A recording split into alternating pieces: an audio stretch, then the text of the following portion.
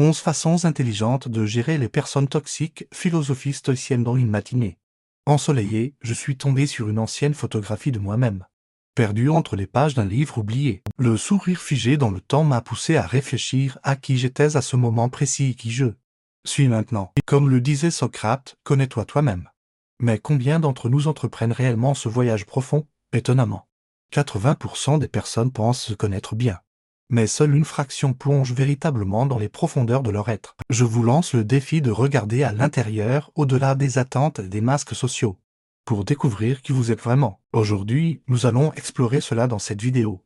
Alors assurez-vous de vous abonner pour continuer ce voyage avec nous. L'autoconscience, avez-vous déjà demandé pourquoi, sur la scène de la vie, en étant le protagoniste, nous nous sentons parfois perdus face aux antagonistes au quotidien? Aujourd'hui, nous révélerons comment l'autoconscience peut être votre boussole dans ce voyage. Se connaître soi-même, c'est comme avoir une carte dans une terre inconnue. Lorsque vous vous connaissez, vous identifiez non seulement vos forces, mais aussi vos vulnérabilités, transformant les obstacles en marche pour votre croissance. Imaginez avoir la clarté de reconnaître qu'un commentaire négatif ne reflète pas qui vous êtes, mais plutôt qui choisit d'être l'autre personne. L'introspection est un voyage au centre de votre être, non pas pour vous isoler, mais pour construire des ponts plus solides avec les autres. C'est comme si, en plongeant profondément, vous émergiez avec un bouclier capable de refléter la négativité des autres sans la laisser pénétrer votre être. Et comment pratiquer cet art à travers une réflexion continue?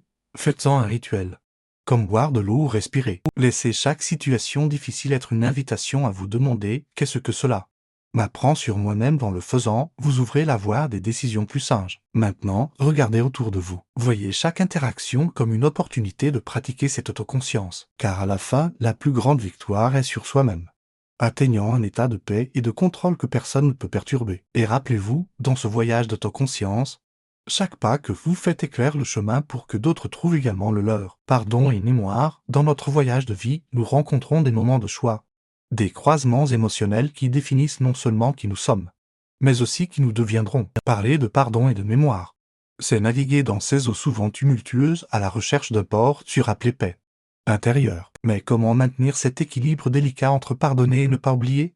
Pardonner ne signifie pas effacer les souvenirs, cela signifie redéfinir notre relation avec eux. Imaginez-vous comme un sculpteur, chaque expérience, bonne ou mauvaise, est un bloc brut de marbre. Le pardon est l'outil qui nous permet de sculpter la beauté à partir de la douleur. Mais la mémoire, en réalité, est le guide qui nous empêche de nous couper les doigts dans le processus. Considérez ceci, lorsque nous pardonnons, nous faisons de la place dans notre cœur pour de nouvelles connexions. Des relations plus saines qui fleurissent dans le sol fertile de la compréhension et de l'empathie. Mais en se souvenant, nous construisons une clôture autour de ce jardin.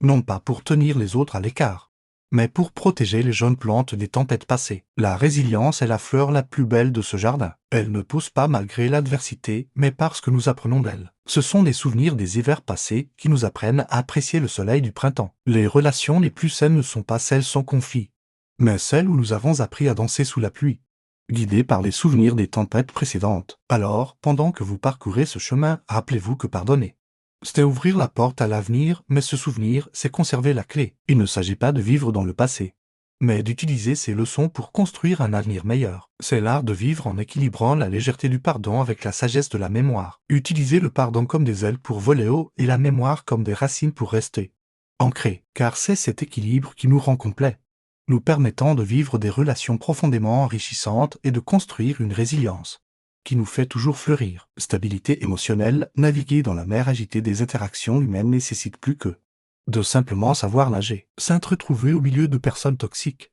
c'est comme être dans des eaux infestées de courants trompeurs. La clé pour traverser ces eaux sans être emporté par le courant est la stabilité émotionnelle. Mais comment peut-on rester calme et équilibré dans ce scénario difficile?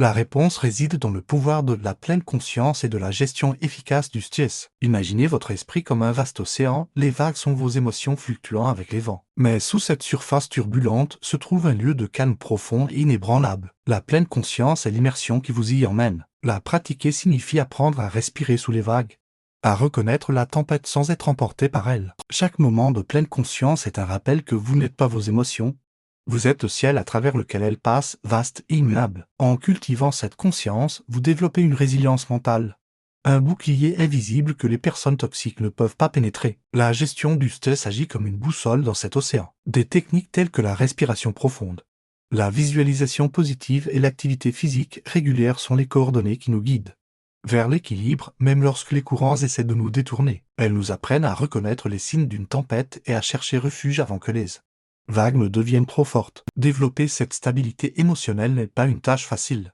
Mais c'est profondément libérateur. C'est construire un phare interne qui vous guide vers le calme.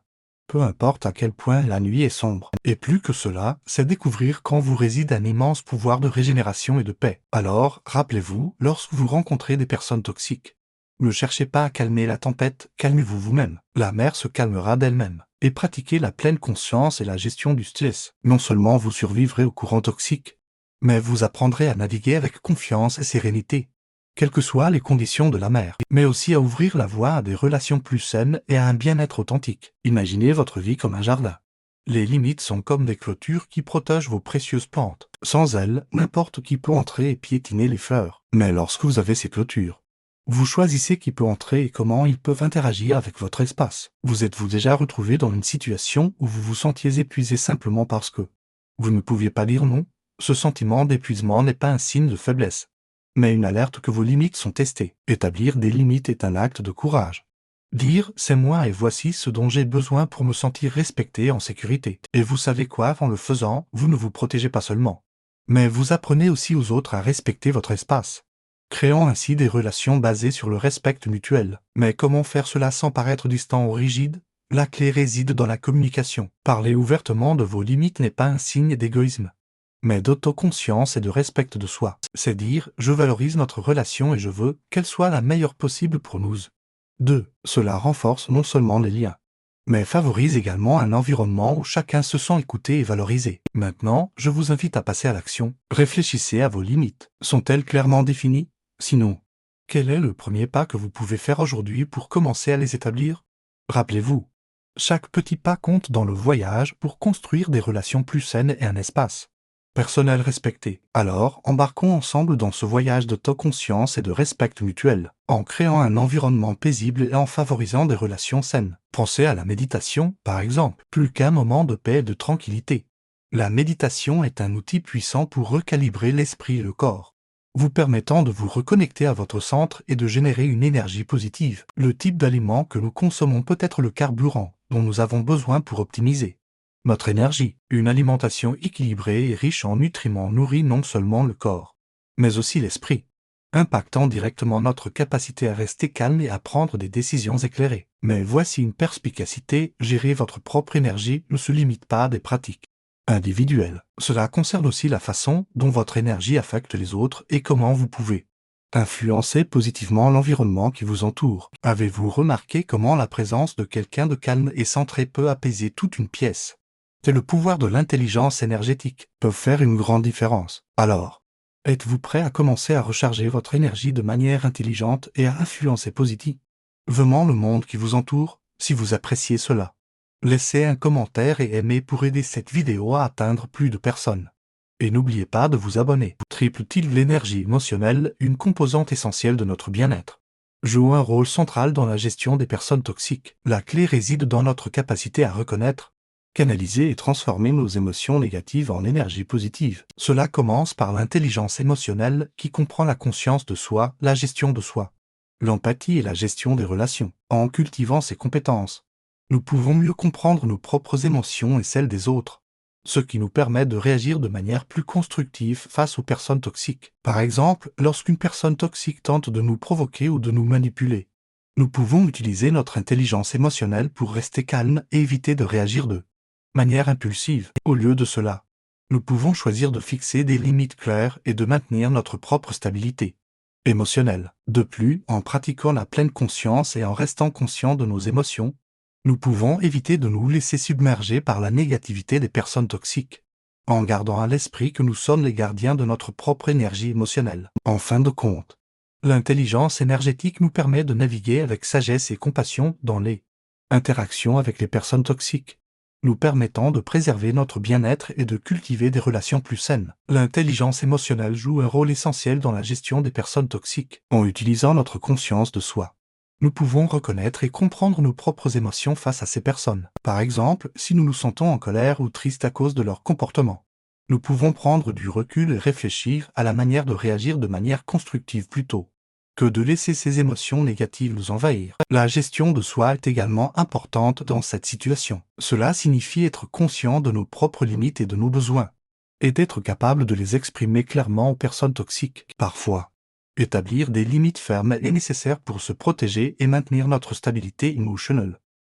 L'empathie est une autre compétence clé de l'intelligence émotionnelle, car elle nous permet de comprendre les émotions et les motivations des personnes toxiques. Cela ne signifie pas excuser ou tolérer leur comportement toxique, mais plutôt avoir une compréhension plus profonde de ce qui les pousse à agir de cette façon. Enfin, la gestion des relations est cruciale dans la gestion des personnes toxiques. Cela implique de savoir comment interagir avec elles de manière saine et constructive, en maintenant notre propre bien-être émotionnel. Cela peut signifier établir des limites claires, choisir ses batailles et éviter de se laisser entraîner dans des jeux toxiques. L'intelligence émotionnelle est également cruciale pour maintenir notre stabilité émotionnelle face aux personnes toxiques. Cela signifie être capable de reconnaître nos propres émotions et de les gérer de manière saine et constructive. Respirer profondément et choisir notre réaction de manière réfléchie plutôt que d'être emporté par nos émotions. De plus, l'intelligence émotionnelle nous aide à cultiver l'empathie envers les personnes toxiques, même si leur comportement est nuisible. Il est important de comprendre que leur toxicité peut être le résultat de blessures émotionnelles, passées ou de problèmes personnels. En comprenant cela, nous pouvons éviter de prendre leur toxicité personnellement et nous pouvons choisir de réagir avec compassion et compréhension plutôt qu'avec colère ou jugement. L'intelligence émotionnelle nous permet également de développer des stratégies efficaces pour gérer les personnes toxiques, par exemple en étant conscients de nos propres émotions et de celles des autres. Nous pouvons adopter une approche plus empathique et compréhensive face à leur comportement toxique, plutôt que de réagir avec colère ou frustration. Nous pouvons prendre du recul et trouver des solutions plus positives pour faire face à la situation. De plus, en cultivant notre intelligence émotionnelle, nous sommes en mesure de reconnaître les schémas de comportement toxiques chez les autres, ce qui nous permet d'éviter d'être pris au dépourvu et de réagir de manière plus proactive. Par exemple, si nous identifions une personne qui a tendance à être manipulatrice, nous pouvons prendre des mesures pour protéger notre propre bien-être émotionnel en établissant des limites claires et en nous distanciant de cette personne si nécessaire. Enfin, l'intelligence émotionnelle nous permet également de prendre soin de nous-mêmes dans ces situations difficiles. Nous pouvons reconnaître nos propres besoins émotionnels et mettre en place des stratégies de gestion du stress pour nous aider à maintenir notre stabilité émotionnelle. Cela peut inclure des activités telles que la méditation, l'exercice physique régulier et la recherche de soutien auprès de personnes de confiance. L'intelligence émotionnelle est un outil précieux dans la gestion des personnes toxiques. En utilisant notre conscience émotionnelle, nous pouvons reconnaître les signes précurseurs d'une toxicité dans les relations et agir de manière préventive. Par exemple, si nous sommes capables de détecter des comportements manipulateurs ou narcissiques, nous pouvons prendre des mesures pour nous protéger et maintenir notre bien-être émotionnel. De plus, l'intelligence émotionnelle nous permet de cultiver l'empathie envers les personnes toxiques, plutôt que de réagir avec colère ou jugement face à leurs actions. Nous pouvons essayer de comprendre les raisons qui les amènent à agir de manière toxique. Cela ne signifie pas excuser leur comportement, mais plutôt maintenir une distance émotionnelle saine et réagir de manière constructive. L'intelligence émotionnelle nous aide également à développer des compétences en communication pour gérer les personnes toxiques. Par exemple, nous pouvons apprendre à exprimer nos besoins et nos limites de manière assertive et non violente, afin de prévenir les conflits et les abus. La communication ouverte et honnête est essentielle pour maintenir des relations saines et équilibrées. Enfin, l'intelligence émotionnelle nous donne la capacité de prendre du recul et de ne pas prendre les comportements toxiques personnellement. Nous pouvons reconnaître que leur toxicité est le reflet de leurs propres blessures et insécurités, et ne pas laisser leur comportement nous affecter de manière négative. En cultivant la compassion envers les personnes toxiques, nous pouvons également contribuer à leur propre guérison et transformation. Triplé de barres dans l'intelligence émotionnelle est également essentielle dans la gestion des personnes toxiques. En comprenant et en régulant nos propres émotions, nous sommes mieux équipés pour faire face aux comportements toxiques des autres sans être affectés négativement. Par exemple, si quelqu'un nous critique ou nous rabaisse, nous pouvons utiliser notre intelligence émotionnelle pour garder notre calme et ne pas laisser ces commentaires nous atteindre. Nous pouvons prendre du recul et nous rappeler que leur toxicité n'a rien à voir avec notre valeur en tant que personne. De plus, en développant notre intelligence émotionnelle, nous pouvons également apprendre à reconnaître les signes avant-coureurs des comportements Toxique, ce qui nous permet d'agir de manière proactive pour prévenir les conflits ou les abus. Par exemple, si nous remarquons un schéma de comportement manipulateur chez quelqu'un, nous pouvons établir des limites claires pour nous protéger et maintenir notre stabilité émotionnelle. Les personnes toxiques peuvent avoir un impact considérable sur notre bien-être émotionnel. C'est pourquoi il est important d'utiliser notre intelligence émotionnelle pour gérer ces situations difficiles. L'une des compétences clés de l'intelligence émotionnelle est la gestion des émotions négatives. Lorsque nous sommes confrontés à des personnes toxiques, il est facile de se laisser emporter par la colère, la tristesse ou la frustration. Cependant, en utilisant notre intelligence émotionnelle, nous pouvons reconnaître ces émotions et les gérer de manière saine et constructive. Cela peut inclure des techniques telles que la respiration profonde, la méditation ou l'expression de nos émotions de manière assertive et non violente. En régulant nos propres émotions, nous sommes mieux préparés à faire face aux comportements toxiques des autres sans être affectés négativement. De plus, l'intelligence émotionnelle comprend également l'empathie, qui nous permet de comprendre les émotions et les motivations des personnes toxiques. Cela ne signifie pas excuser leur comportement, mais plutôt avoir une compréhension plus profonde de ce qui les pousse à agir de cette façon. En comprenant leurs émotions, nous pouvons réagir de manière plus constructive et éviter de prendre leur toxicité personnellement. Enfin, l'intelligence émotionnelle nous aide à gérer les relations avec les personnes toxiques. Cela peut inclure l'établissement de limites claires, la communication ouverte et honnête et la recherche d'un soutien social pour maintenir notre bien-être émotionnel. En utilisant notre intelligence émotionnelle, nous pouvons préserver notre paix intérieure et cultiver des relations plus saines dans notre vie. Stabilité émotionnelle, naviguer dans la mer agitée des interactions humaines nécessite plus que de simplement savoir nager. S'entretrouver au milieu de personnes toxiques, c'est comme être dans des eaux infestées de courants trompeurs. La clé pour traverser ces eaux sans être emporté par le courant est la stabilité émotionnelle. Mais comment peut-on rester calme et équilibré dans ce scénario difficile? La réponse réside dans le pouvoir de la pleine conscience et de la gestion efficace du stress. Imaginez votre esprit comme un vaste océan, les vagues sont vos émotions fluctuant avec les vents. Mais sous cette surface turbulente se trouve un lieu de calme profond et inébranlable. La pleine conscience est l'immersion qui vous y emmène. La pratiquer signifie apprendre à respirer sous les vagues, à reconnaître la tempête sans être emporté par elle. Chaque moment de pleine conscience est un rappel que vous n'êtes pas vos émotions, vous êtes le ciel à travers lequel elles passent, vaste et immuable. En cultivant cette conscience, vous développez une résilience mentale, un bouclier invisible que les personnes toxiques ne peuvent pas pénétrer. La gestion du stress agit comme une boussole dans cet océan. Des techniques telles que la respiration profonde, la visualisation positive et l'activité physique régulière sont les coordonnées qui nous guident vers l'équilibre, même lorsque les courants essaient de nous détourner. Elles nous apprennent à reconnaître les signes d'une tempête et à chercher refuge avant que les vagues ne deviennent trop fortes. Développer cette stabilité émotionnelle n'est pas une tâche facile, mais c'est profondément libérateur. C'est construire un phare interne qui vous guide vers le calme, peu importe à quel point la nuit est sombre. Et plus que cela, c'est découvrir qu'en vous réside un immense pouvoir de régénération et de paix. Alors, rappelez-vous, lorsque vous rencontrez des personnes toxiques, ne cherchez pas à calmer la tempête, calmez-vous vous-même. La mer se calmera d'elle-même. Et pratiquez la pleine conscience et la gestion du stress. Non seulement vous survivrez aux courants toxiques, mais vous apprendrez à naviguer avec confiance et sérénité, quelles que soient les conditions de la mer, mais aussi à ouvrir la voie à des relations plus saines et à un bien-être authentique. Imaginez votre vie comme un jardin.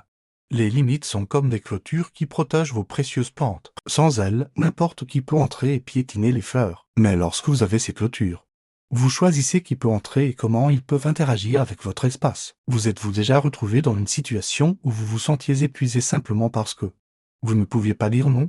Ce sentiment d'épuisement n'est pas un signe de faiblesse, mais une alerte que vos limites sont testées. Établir des limites est un acte de courage.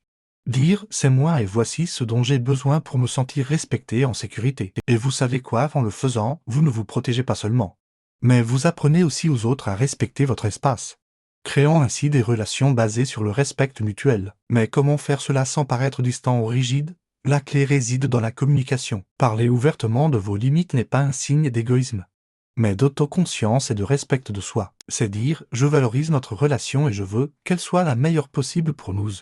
2. Cela renforce non seulement les liens, mais favorise également un environnement où chacun se sent écouté et valorisé. Maintenant, je vous invite à passer à l'action. Réfléchissez à vos limites. Sont-elles clairement définies? Sinon, quel est le premier pas que vous pouvez faire aujourd'hui pour commencer à les établir?